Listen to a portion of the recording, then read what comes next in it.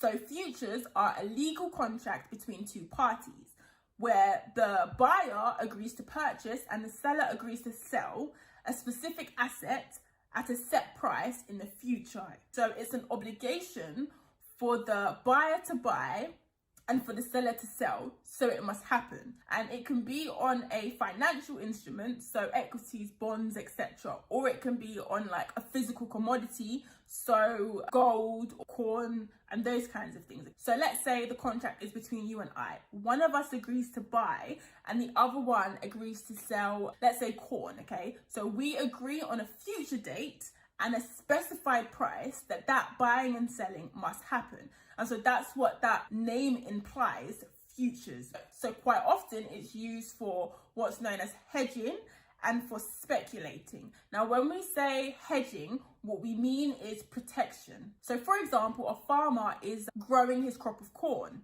And so he decides that he wants to hedge the price of corn, so protect the price of corn. So he might decide to find someone who's going to buy his corn at a specified price in, let's say, 3 months' time, okay? When that date comes, no matter what the price of the corn is, he must sell because that agreement has already been made. You can also use it for speculating because what you can do is close out the transaction before the specified date arrives and only take financial gain without needing to deliver or buy the physical commodity. It's what we call a zero-sum game because there's always a winner and there's always a loser. So for example, let's say I own shares in Topshop and you come to me wanting to buy those shares from me in 1 month's time at, let's say, £3.50. And I agree to sell them to you for £3.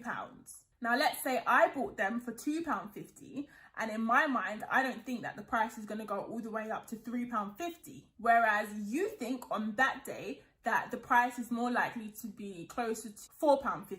Now, when that date arrives, if the price is at £2.75, then I'm on the winning side because now you must buy these shares from me at £3.50. Whereas on exchange, I could only sell them for £2.75. So I'm making a gain where you're losing out because you're buying them from me at a higher price than you could on the exchange, but then you have no choice. Now, on that date, if that price is at £4.50, I'm losing out because I have to sell them to you at £3.50, and that means I'm losing £1 per share because I could sell it for much more on exchange. And so you're gaining because you're buying something at a discount of £3.50 when it's actually worth now £4.50. So you're making £1 per share. And so that's why it's called a zero-sum game, because there's always a winner and then there's always a loser, okay? And as I say, in this case, if we come to this date where we decided to make this transaction, I actually have to deliver you the shares